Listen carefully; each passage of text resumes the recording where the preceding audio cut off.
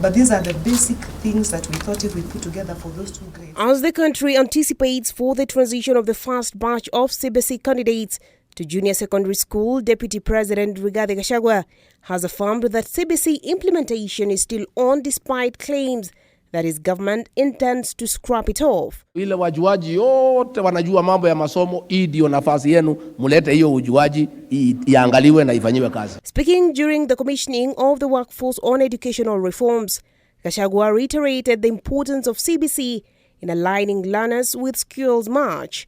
To guarantee consistent output of competitive, skilled workforce, we urge you to establish an effective linkage between the competence-based curriculum CBC and the competence-based education and training CBET, and recommend modalities of which university academic programs can be reviewed for better alignment with the labor market demand.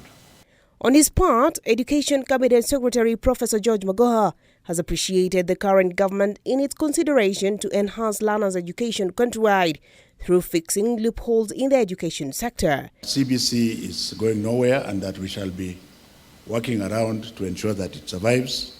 And I think this was brought about by the fact that we are all aware, and now we have 10 million children who have engaged in this manner. The Educational Reforms Work Party that was appointed through a Gazette notice by President William Ruto has further promised to share public views and opinions to relevant stakeholders next week. So we are not beginning from zero. There is data, there is information, there is evidence that is available, which as a team we can begin with.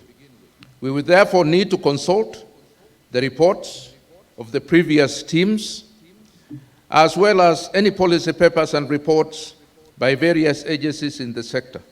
Some of the key mandates that the task force will undertake include assessment and recommendation of appropriate structures for CBC implementation, assessment of teachers' education and training framework, quality assurance and standards framework, as well as technology for improved learning.